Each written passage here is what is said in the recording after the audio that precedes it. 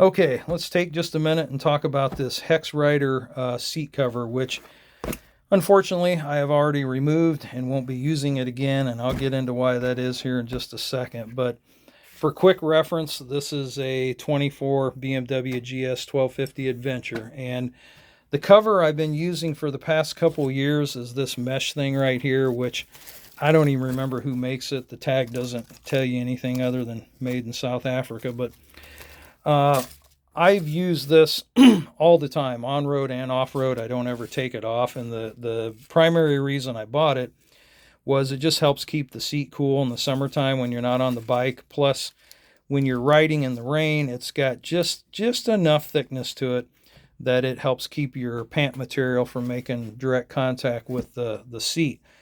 But the downside is it has really no padding whatsoever for comfort. And I tend to do some pretty long distance rides every year. It's not uncommon for me to do, 5, 6, 700 miles in a day. And as anyone who's ridden any length of time knows, is that just about every factory seat out there uh, is not very conducive to long distance riding. So after I start getting into about 4 or 5 and more hours of riding, my ass starts hurting. Now, I could replace the seat. Okay, there's some good ones out there, but I'm not going to do that for a couple reasons. The first one is they're stupid expensive, especially if you want to replace it with like what I have, which is a factory heated seat. Those are really nice in the winter when it gets into cold weather. But the other reason I don't want to replace it is that I'm not a tall guy. I'm only 5'8" with a 30-inch inseam, and any of these adventure style bikes, they already set high to begin with. And the last thing you want to do is start piling on extra seat height. Okay. Which, while we're on that subject, real quickly, initially I was kind of concerned about that because it looks really thick, but it's very squishy. Okay. So although it adds a little bit of height, it's pretty minimal. Okay. And I guess before I get into my complaint, let's talk about the good.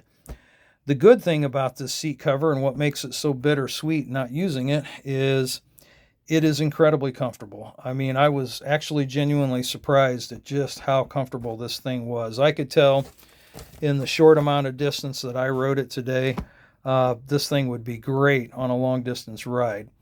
My problem with it is the material.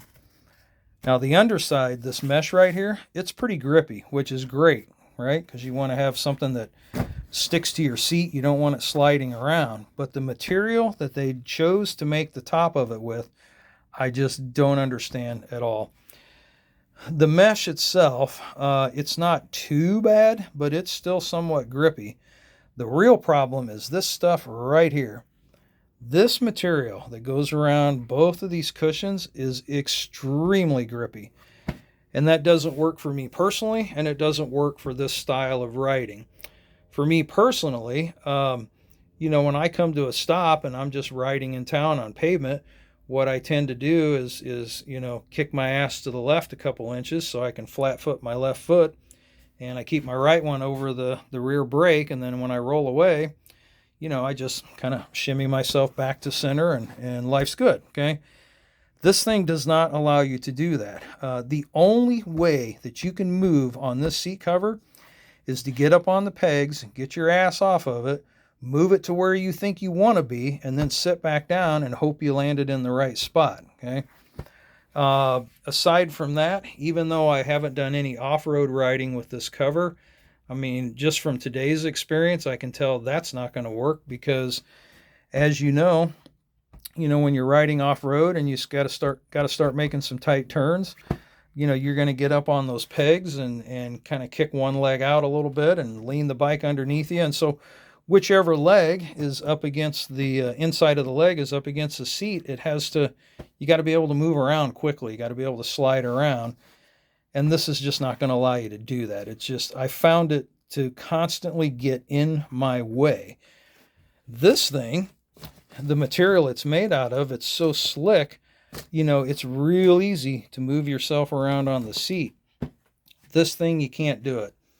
Now, I don't understand it. Maybe if you do touring style riding and you don't ever have to move around on the seat, then maybe it's not a big issue. But for the two reasons I already mentioned, it just sucks. What I'm hoping is that somewhere in the future, perhaps they'll change the material, or at the very least, offer a different type of material for people that are shorter like I am, or do off-road riding, and you need to be able to move around on the seat. Now, obviously, I'm up on the pegs a lot when I'm riding off-road, but again, like I was mentioning before, there's times where you're going to be sitting down, but you got to be able to move around on the thing, and this will just not let go of you. It won't let you slide at all. So, yeah, it sucks. I hate to not use it because I know it would be really comfortable on my long trips, but it was just so frustrating today not being able to slide on it that I don't even want to deal with it anymore. So that's kind of my review on it.